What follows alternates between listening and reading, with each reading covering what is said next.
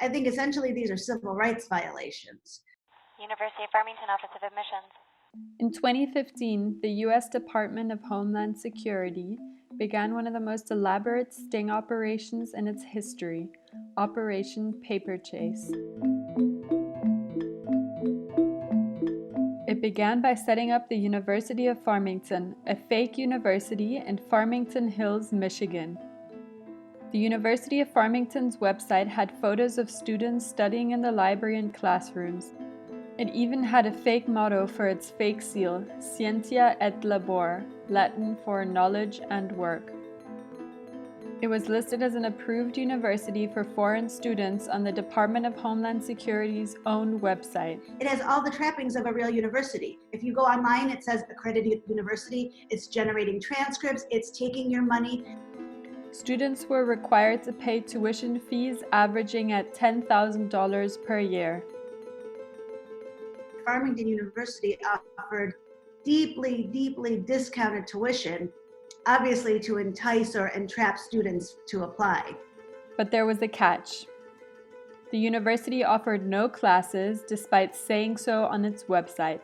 It employed no professors and its campus didn't even have a library. Over the course of the 4-year operation, the Department of Homeland Security lured in over 600 students to enroll. So who were these students? The vast majority of them were Indian nationals. Either they were already in the United States and they were transferring their status, or they were enrolling from another country, in this situation, India, trying to lawfully come to the United States. After enrolling at the University of Farmington, many students became suspicious. University of Farmington Office of Admissions. And is there any chance to get me know about my classes scheduled? We're completely full. We don't have any normal classes to put you in. We are just helping you maintain your status by allowing you to enroll here. Some transferred out, some would have liked to but did not have the money to transfer. Others sent emails about transferring but were reassured by the university that it was officially accredited and listed on the Immigration and Customs Enforcement website. In some cases, the university actually told the students that classes would soon be held. In January of 2019, the university was shut down. Over the course of the following 6 months, 250 of the 600 enrolled students were arrested.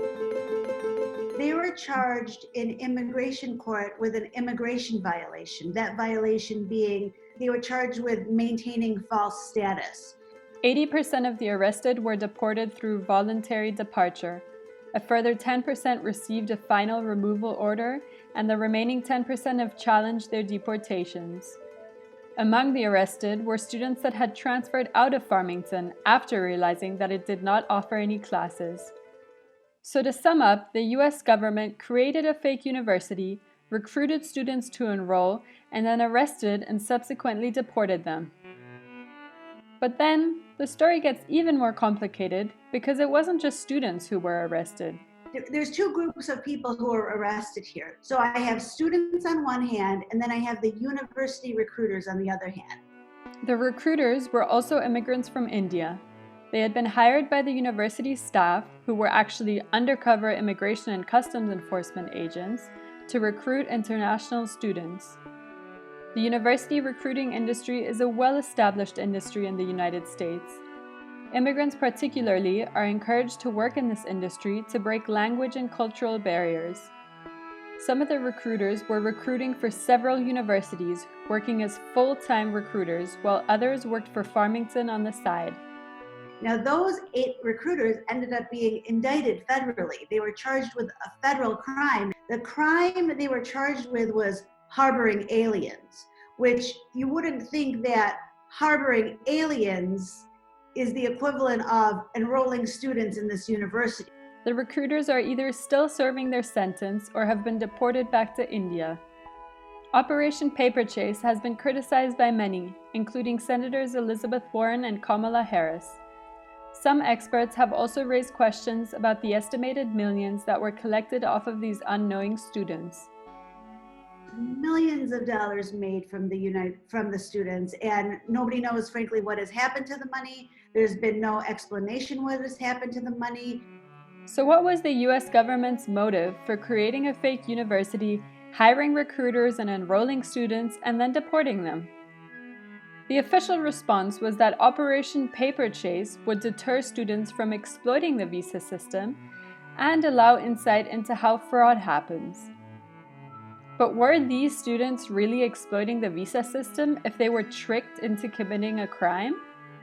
So if Farmington University never existed, they would have found a different university to enroll in, and we'd have hundreds of students and recruiters who would have never been prosecuted and arrested and deported. It boggles the mind that the Department of Homeland Security created a crime just to kick people out of the country. I mean, essentially everybody got the point, which is the United States of America doesn't want you here, go home. Thank you for watching Sankara Media, and stay tuned for our weekly short docs on topics of global social justice.